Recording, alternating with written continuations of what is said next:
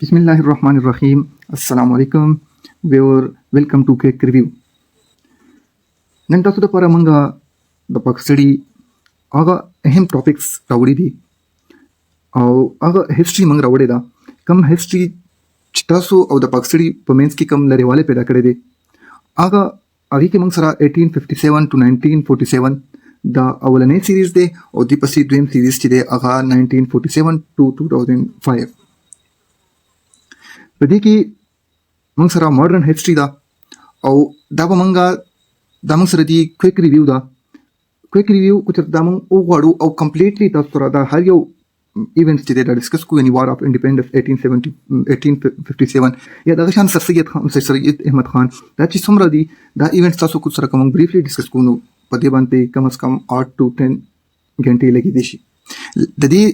او موږ دا غواړو چې دا شارټلی تاسو سره ډسکس شي او ټول ایونټس چې هغه تاسو په مایند کوم کینی او تاسو د پاکستاني مینس کې کوم لريواله دي هغه هم ختم شي او امید دغه دي چې کله تاسو د دې انټ ورسې د سیریزو نو په NTS په ایټا د کې څومره د کوم ون پیپر یعنی MCQs ټایپ پیپرز چې کوم دي دا غي تاسو کمپلیټلی تیاری شي او غینه بعد تاسو په مایند کې دا خبره نه راځي چې کوم ډیټس دي هغه ماته نه یادېږي یا ایونټس چې کوم اهم پوینټس دي هغه ماته نه یادېږي هغه تاسو په مایند کې کمپلیټلی کینی او دوه خبرې یاد وساتئ یو په فوکس کوئ کمپلیټلی او دویم با خپل نوٹ بکس چې کوم دي ودان سره کیدی او اهم پوینټس ودان سره ورسره نوٹ کوئ دوبا د ماډرن بل خپل ټاپک طرف ته دوه غوښنه مخکې په دې فرست سلاید باندې لږ نظر واچوي دا د ماډرن هیستوري 1857 to 1947 په دې کې کوم اهم موږ سره کوم اهم ایونټس دي هغه د وار اف انډیپندنس 1857 تر سید احمد خان دارالعلوم دیوبند دغه شان دا ټول چې کوم ایونټس دي دا موږ سره په د تاسو سره یو نمبر سره به موږ تاسو سره ډسکس کوو ټول ناول نه موږ سره دی کې د وار اف انډیپندنس 1857 دې ته اوس راشي وار اف انډیپندنس 1857 ته ټول نمخ کې دا ضروری ده چې تاسو دا وپېژنئ چې وار اف انډیپندنس څه شي دی کومې ته چې جنګي ازادي ویل کېږي خو جنګي ازادي دې ته هندوستانیانو به وي یعنی موږ دې ته وار اف انډیپندنس یا جنګي ازادي وي خو کوم چې برټش وو هغه برټش په دې هغه دې ته وی ریوارډ یا غدر به ورته وي چې دا بغاوت شوی دی مطلب کوم حکمرانان دي د حکمرانو خلاف دا بغاوت دي د انګریز خلاف بغاوت دي لیکن مسلمانان او هندوانو به د ازادي جنگي ازادي وي دا شان په دا خبره مایند کې کېده چې 1600 نواله د دې کاز طرف ته 1600 نواله تر 1800 پورې بلکې 1857 پورې دا چې کوم حکومت په دې 200 کالو کې هغه د انګریز نو بلکې هغه د ایست انډیا کمپنی اوس موږ ګورو د دې کاز چې د جنگ ولې شو دا کې کاز طرف ته وځو د وجوهات سو ټول نه مخکې به دي کې د ایڈمنسټریټیو کاست دا چې 18% کنټرول چې هغه چا سره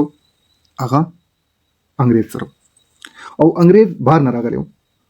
دا خبره مایند کې کېده چې انګریز راغلی بهر نه دی او 80% چې کوم کنټرول هغه هغوی سره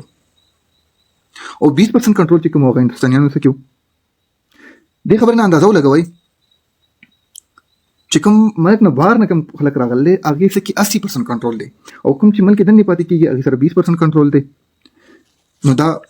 د دې ایډمنسټریټیو کاست دویم به موږ راشو د دې سوشل کاست سوشل اینڈ ریلیجیس کاست سوشل او ریلیجیس کاست دغه و چې دغې پالیسیانې کوم دا برټش و دغې پالیسیانې ایسټ انډیا کمپني پالیسیز چې کوم هغه غلط و هغې دې وجې نه او وخت سره هغه نورې ګرانې دي سټارټ نه خو مطلب دوی کمپرومایز کول برداشت به یې کوو خو ورسره چې کوم هغه دوی دپاره مشکل کېدلی څنګه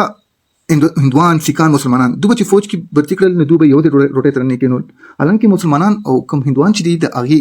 هر څه رسم و رواج طریقې خوړل څکل هر څه یو بل نه جدا وي ډفرنټ وي خو دوی به یو ځای هغې ته روټۍ ورکوله سیکانو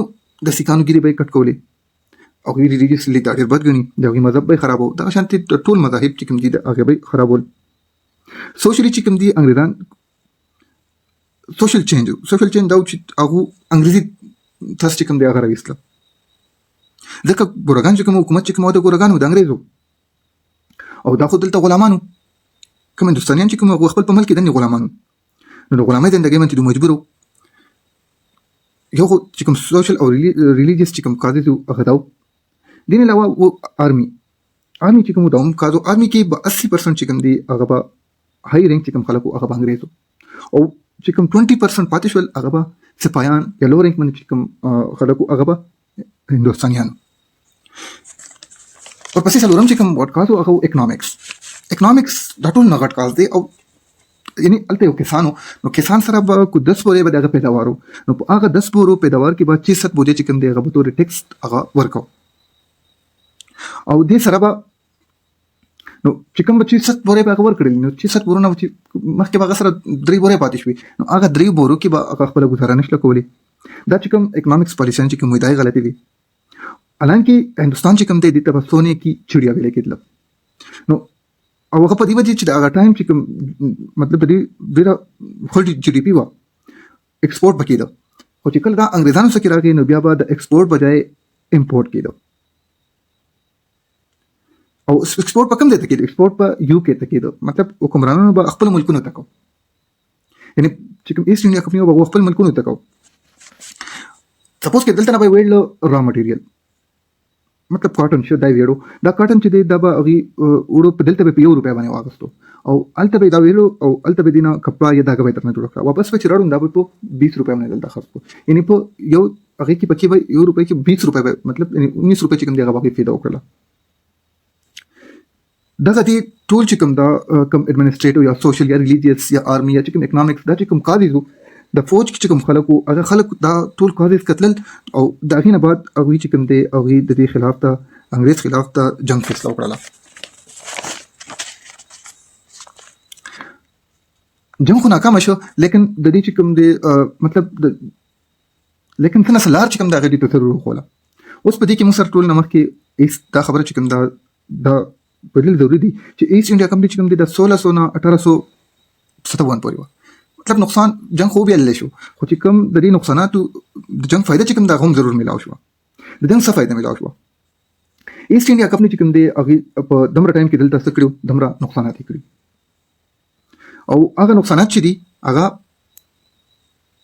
مطلب دوی ریلیجیسلی دوی سوشلی یا چې کوم ایڈمنسټریټیو یا آرمي یا اکنامیکلی دوی چې څومره تنګ کړیو